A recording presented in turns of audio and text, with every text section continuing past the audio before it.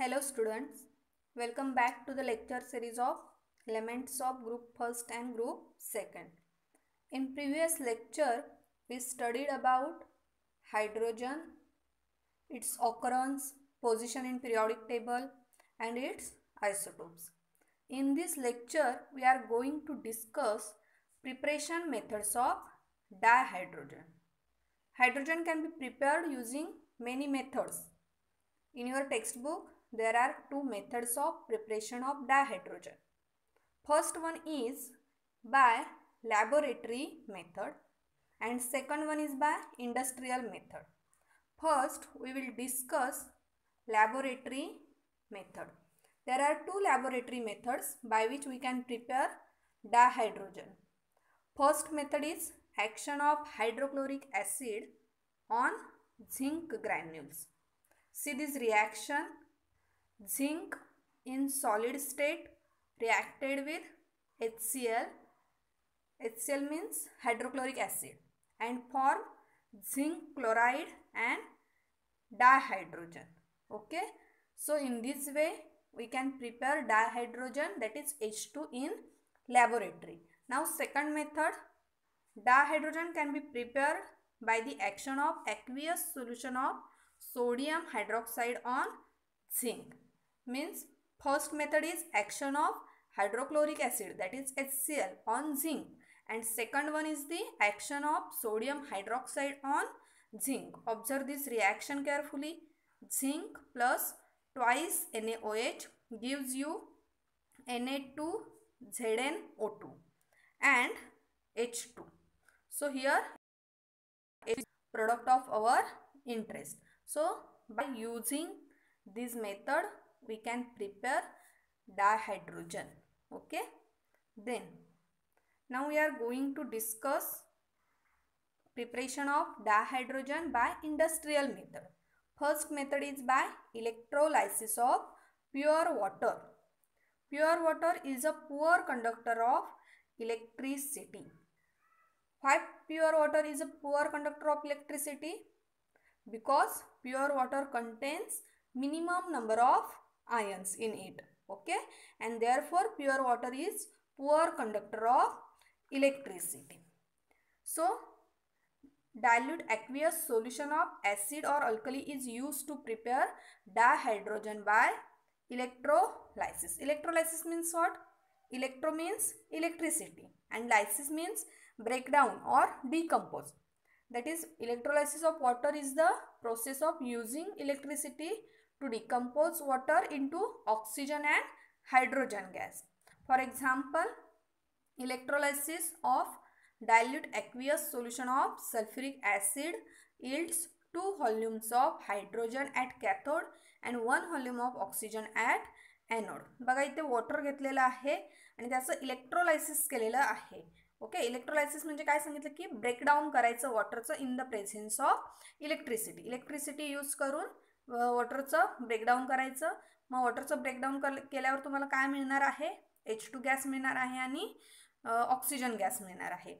Okay, पण pure वॉटरचं आपण electrolysis करत नाही, तर काय करतो आपण त्याच्यामध्ये ट्रेस अमाऊंटमध्ये ॲसिड किंवा अल्कली ॲड करतो. Okay, if you want to prepare pure dihydrogen, okay, जर तुम्हाला प्युअर डायहायड्रोजन बनवायचं असेल अबाउट 99.5% प्युरिटी असणारा, तर कोणाचं इलेक्ट्रोलायसिस करायचं? बेरियम हायड्रॉक्साईड सोल्युशनचं इलेक्ट्रोलायसिस करून तुम्ही प्युअर डायहायड्रोजन बनवू शकता in the presence of nickel electrodes. Electrodes त्या प्रोसेससाठी लागणारे आहेत ते तुम्ही निकेलचे यूज करू शकता. Okay, then second method is by from carbon और हाइड्रोकार्बन.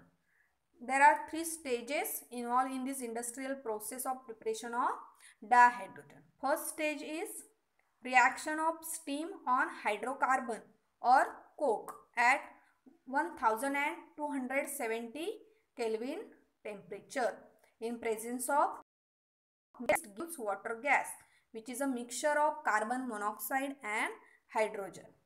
आता स्टेज फर्स्ट काय आहे? इंडस्ट्रियल मेथडमधली आपण सेकंड मेथड बघतोय. सेकंड मेथड कोणापासून आहे? तर फ्रॉम कार्बन और हायड्रोकार्बन. कार्बनचा यूज करून किंवा हायड्रोकार्बनचा यूज करून आपण हायड्रोजन म्हणजेच डायहायड्रोजन प्रिपेअर करणार आहोत. So first stage is the reaction of steam. Steam means what? Water. Okay, water on hydrocarbon. Hydrocarbon means what? Compound containing carbon and hydrogen. Hydrocarbons म्हणजे carbon आणि हायड्रोजनची चैन. Okay, म्हणजे इथे आता आपण CH4 घेतलेला आहे, methane plus H2O in the presence of nickel catalyst and at 1270 Kelvin temperature. What it produce? It produce water gas. Water gas means it is the mixture of carbon monoxide and hydrogen. Okay, carbon monoxide means CO. Carbon मोनॉक्साईडचा formula काय आहे? CO म्हणजे carbon monoxide, carbon dioxide म्हणजे CO2. Okay, तर इथे तुम्हाला पहिल्या स्टेजमध्ये अशा प्रकारे एक मिक्सचर मिळतं, त्याला आपण वॉटर गॅस असं म्हणतो. ओके, आणि हे वॉटर गॅस जे आहे ते CH3OH सिंथेसिससाठी सुद्धा यूज केलं जातं. CH3OH म्हणजे methanol. As water gas is use for synthesis of methanol and a number of hydrocarbon. It is also called syngas. म्हणजे वॉटर गॅसला सिंग गॅस सुद्धा म्हटलं जातं, कारण तो व्हेरियस हायड्रोकार्बन्सच्या सिंथेसिससाठी यूज केलं जातं. Production of syngas is also the first stage of gasification of coal. मग ही जी स्टेज आपण फर्स्ट स्टेज बघितली हायड्रोजनच्या प्रोडक्शनमधली, ती गॅसिफिकेशन ऑफ कोलमध्ये सुद्धा फर्स्ट स्टेप म्हणून यूज केली जाते. आता हे झालं हायड्रोकार्बनपासून प्रिपरेशन. ओके, इथे आपण CH4 यूज केलं म्हणजे काय आलं? हायड्रोकार्बनची रिॲक्शन स्टीम बरोबर. Now here reaction given is by using carbon.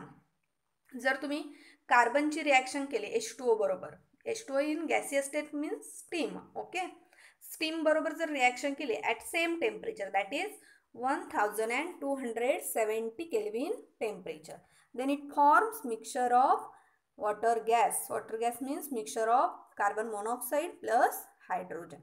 Okay, sawdust, scrap wood etc can also be used in place of carbon. sawdust किंवा scrap wood जे आहेत ते तुम्ही in place of carbon use करू शकता. So this is the stage number first. In stage number first, carbon monoxide and hydrogen is formed as the product.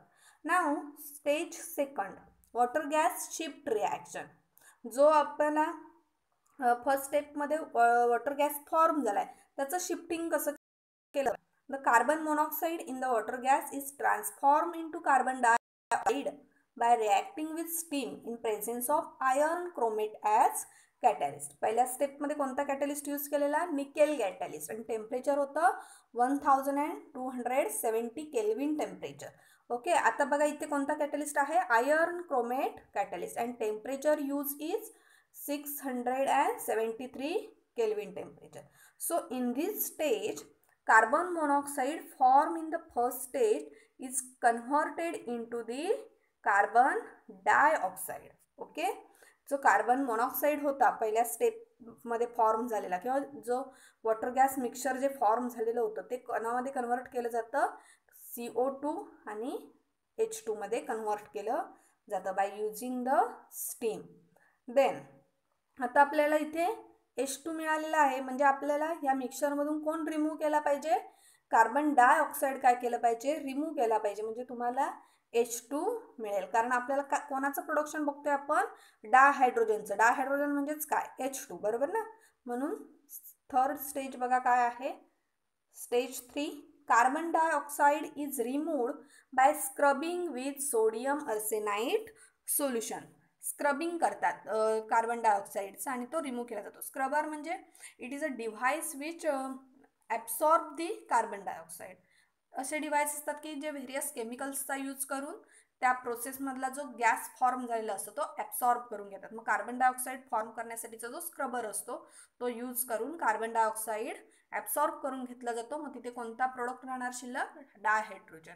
Okay, so in this way we can prepare dihydrogen in industry. Okay, so today major industrial production of dihydrogen is from petrochemicals, about 77%, about 80% from coal, about 4% by electrolytic methods, and about 1% by other methods. So here various starting materials are given to produce dihydrogen. वेगवेगळे starting materials दिलेले आहेत. Petrochemicals आहे, Coal आहे, electrolytic methods आहेत आणि त्यांच्यापासून किती प्रमाणात किंवा किती पर्सेंटेजमध्ये डायहायड्रोजनचं प्रोडक्शन होतं ते सांगितलेलं आहे. So these are the preparation methods of dihydrogen. Okay, thank you.